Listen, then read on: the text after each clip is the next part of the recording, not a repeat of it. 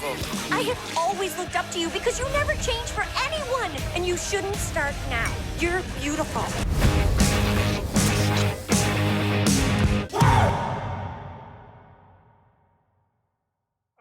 Ike, since you're a Chicago native, what was the first philosophy on what you wanted to get right about the city, and then afterward to concentrate on universality in concept and character?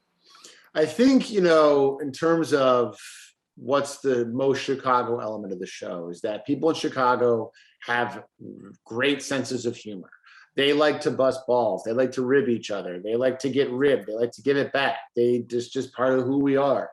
And so to kind of have this character who is able to kind of, goof on her friend, but it's all with love, that is something that I think Chicagoans will be like, yeah, I know that character. I know that energy.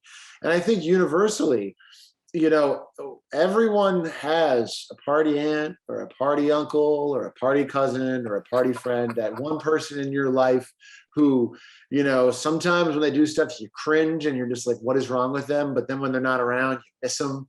And I think that happens in Chicago and Houston and Puerto Rico and Amsterdam. And so I think that's one of the reasons Netflix was like, well, these are stories you want to tell that will resonate with people globally.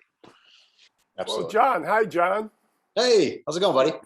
Did you have any sibling rivalry as to who was more Chicago as you pitched ideas and joked? Who is more ingrained with the city soul, you or Ike? I think we're pretty 50-50. We grew up together. It's our city. We're very much of the city. That didn't stop, heavy, heated discussions in the writer's room about, the best deep dish in the city, or what toppings have to be in a hot dog. One day in the writer's room, I said, I don't like the super neon green relish on my dog. It's too sweet. I'll take everything else. You can put extra sport peppers on there. I just don't want the relish. And that turned into like a 30-minute argument and conversation. So it was so cliche, Pat. It was so just a bunch of Chicagoans in Hollywood arguing about hot dog toppings. So Chris, was there a direct individual inspiration in 2016 for Chicago Party Aunt? And when did the character feel fully established after the initial days of finding her voice? Yes, so it started on Twitter, and I started it based on a couple of my actual aunts. I think that there's different aunts fulfill different parts of Diane Dombrowski. I've got the aunt who will make Thanksgiving awkward with some of the things she said. Yeah. And then I've got the other aunt who goes to the tanning bed, So I took a little bit from each and to create Diane. But when I really realized that I might have been onto something was when Stephen Colbert was starting to retweet the Twitter account, and it was gaining popularity. And so I think that's when I thought I might be onto something here. And that's when we brought in all these great collaborators, and awesome. And it took off. Yeah. Well, since you've done a lot of animation voiceover before, what did you want to establish on Chicago Party Aunt that was different from what you have observed on other shows? Well, I think, I've been lucky to work on some really, really great shows, animated shows. And I think what they all have in common is that the range of voices and characters are very vibrant and different. And, when we were kind of building out the world, we kind of really tried to keep that in mind when we were casting people. We kept that in mind, and we ended up with just this bounty of everyone from incredible actors like Jill Talley, who was in the Second City main stage in the 80s, who's just incredible, to RuPaul. You know what I mean? Who is just it's crazy. We got this whole spectrum. So we really found this just kind of beautiful mosaic of different kind of voices that all coexist in this world we set up. So awesome.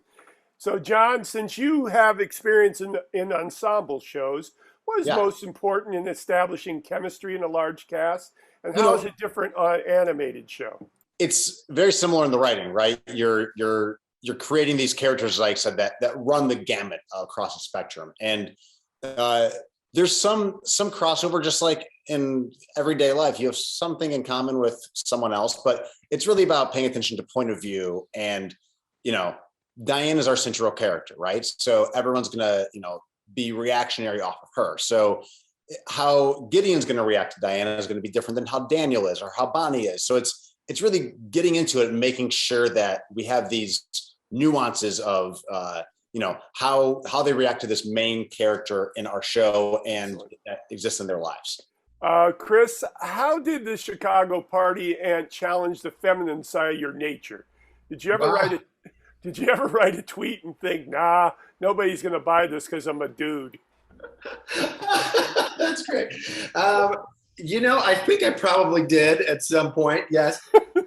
I think as artists, we are like sponges. And so I also worked at Mike Ditka's restaurant for about 5 years after college. And a lot of Chicago party ants came through that place. And so I think I acted as a sponge, and I just like soaked in all these great Chicagoisms, as you said. And so I had a lot of fodder to work with. Father and a mother at the same time. I love it. Uh-oh. Hello. This is Patrick McDonald for HollywoodChicago.com. Copyright 2021.